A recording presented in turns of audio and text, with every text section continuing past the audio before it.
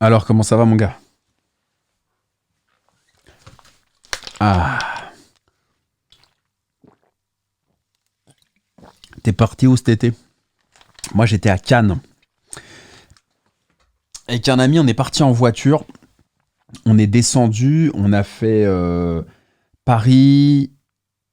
On descend. On a fait un stop en Airbnb. Ensuite, on est allé à Cahors. Très joli Cahors. Je sais pas s'il y a des gens de Cahors qui regardent cette vidéo. On est allé à Alès. On a continué en traversant les Cévennes. Et puis, on est arrivé à Cannes.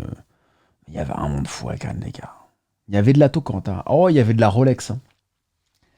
Il y avait de la Rollo à Cannes. Il y avait de la Rolex en pagaille, de la vraie, de la fausse. Il y avait tout ce que tu veux comme au marché. Non, il y avait de la belle montre. Moi, tu sais, comme tu le sais, j'aime beaucoup les montres et j'aime beaucoup Rolex parce que je trouve qu'au-delà des modèles, c'est une marque qui est extrêmement inspirante. Et j'aimerais te poser une question et qu'on débatte ensemble. Donc moi là, ce que je pense et après toi en commentaire. Donc le but c'est qu'il y ait un échange. Et comme tu l'as remarqué, je réponds aux commentaires. Je réponds à tous les commentaires, que ce soit à travers le compte Tocante ou à travers mon compte perso Alexandre Lacharme. Tu verras que je vais répondre à ton commentaire. Donc ça c'est important parce que c'est pas tout le monde qui le fait. Je trouve que tout le monde devrait répondre aux commentaires parce que, à moins d'en avoir des milliers, hein, mais bon, je pense que dans l'horlogerie, personne n'en a des centaines de milliers ou des milliers. Faut arrêter de péter plus haut que son cul. Mais c'est important de renvoyer l'ascenseur parce que c'est les gens qui vont commenter, qui vont faire remonter tes vidéos, qui vont te faire connaître.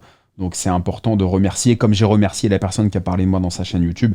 Je sais pas si les autres l'ont fait, mais en tout cas, moi, je l'ai remercié parce que je trouve que c'est extrêmement important. Rolex, c'est une marque qui déchaîne les passions. Et pourquoi les gens achètent une Rolex? Pourquoi est-ce que toi, t'achètes Rolex? Est-ce que c'est vraiment pour la marque ou est-ce que c'est plus pour l'image? Est-ce que c'est plus pour la réputation? Parce que c'est un cercle vertueux, Rolex. On t'a dit que Rolex c'était bien, t'as vu que c'était bien, que ça prenait de la valeur, donc t'achètes du Rolex. Et c'est ça qui est intéressant d'un point de vue un peu plus sérieux et sociologique, c'est de se dire, pourquoi est-ce que les gens vont acheter une Rolex? Parce que objectivement, même si Rolex, c'est vrai qu'objectivement, c'est des superbes montres, puisqu'elles sont fabriquées 100% par Rolex, je pense que c'est une des seules marques. Il y en a quelques autres. Je ne sais pas si Patek fabrique tout eux-mêmes. Je pense que oui. Et d'autres marques aussi, bien entendu.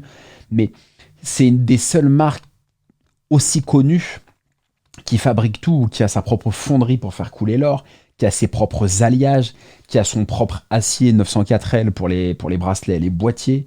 Donc c'est un acier qui va avoir un alliage beaucoup mieux que le 316 qui est utilisé dans la plupart des montres dans l'industrie horlogère. Donc le 904L, c'est breveté Rolex, leur propre alliage, leur propre mouvement. En fait, ils fabriquent tout, ils sont complètement autonomes, ils maîtrisent tout. C'est une fondation, donc ils payent très peu d'impôts. Bref, ils ont tout compris. Hans Wilsdorf, il doit applaudir tous les descendants, et c'est incroyable, ils publient pas leur compte. Enfin, vraiment, c'est des maîtres. Rolex, j'ai déjà dit, c'est une marque qu'il faut que vous étudiez. Si vous êtes en école de commerce, de marketing, de RP, de ce que tu veux, étudiez Rolex. Rolex, c'est le best.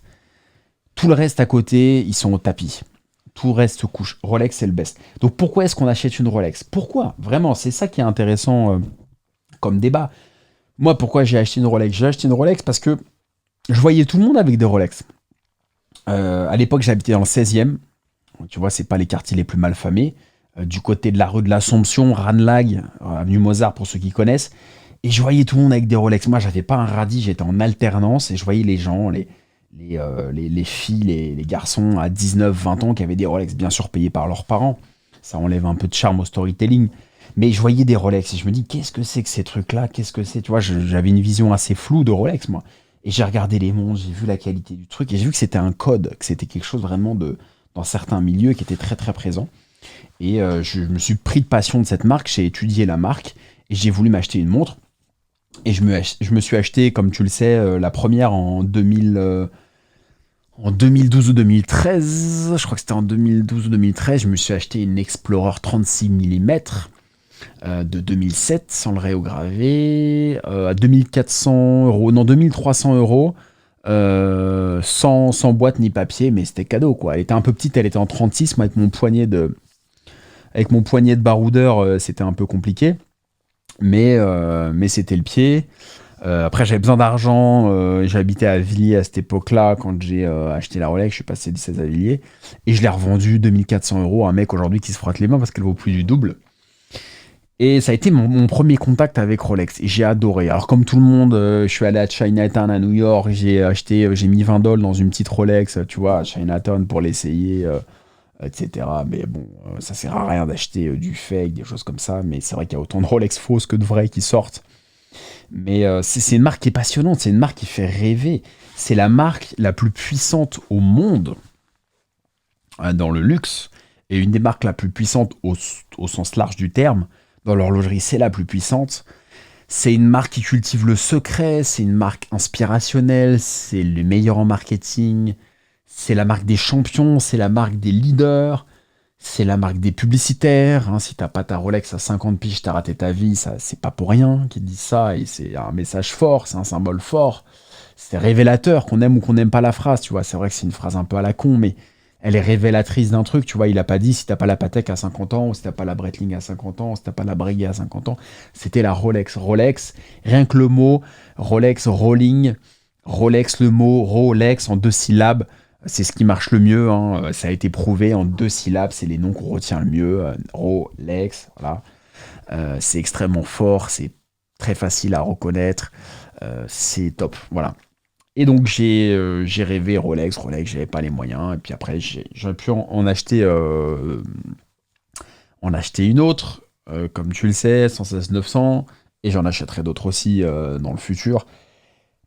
Mais c'est une marque, tout le monde a un lien avec cette marque. Est-ce que c'était la marque de ton père? Est-ce que c'est une revanche sociale? Est-ce que c'est un statut que tu montres? Est-ce que c'est une étape dans ta vie? Moi, je me suis acheté, tu vois, la 116 900 en mai 2019.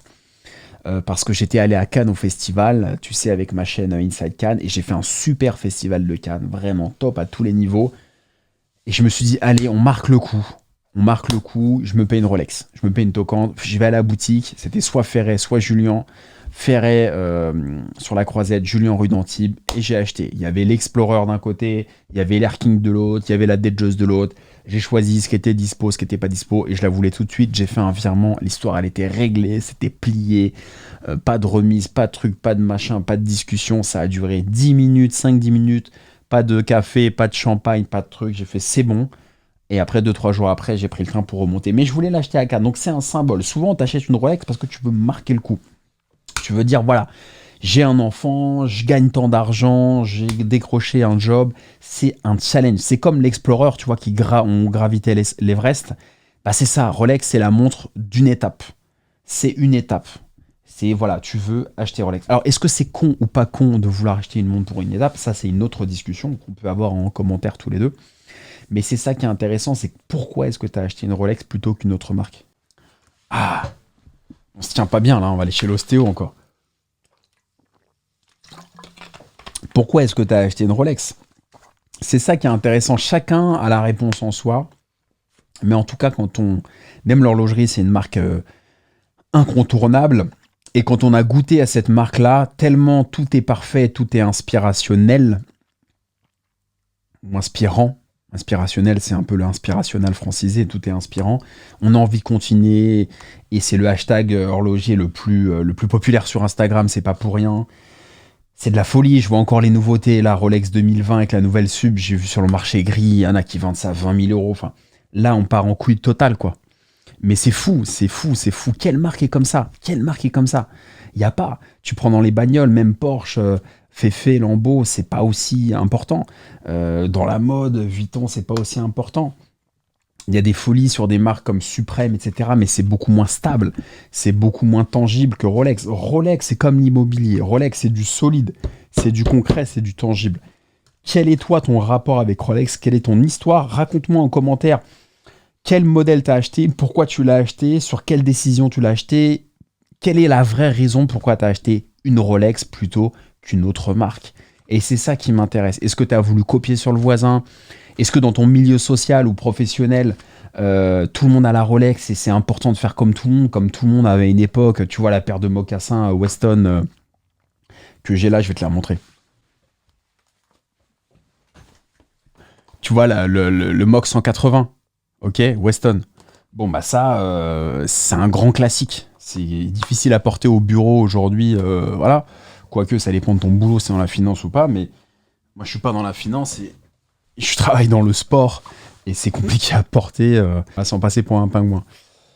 Donc, pourquoi est-ce que tu as acheté ça? Qu'est-ce que... Voilà. Moi, ça m'intéresse de savoir et je veux qu'on échange en commentaire là-dessus. Et si ça te plaît que je traite des sujets un peu de profondeur, un peu psychologique, toujours dans l'univers des montres, mais qu'on aille un peu au-delà de... oui, alors elle fait 40,05 le boîtier.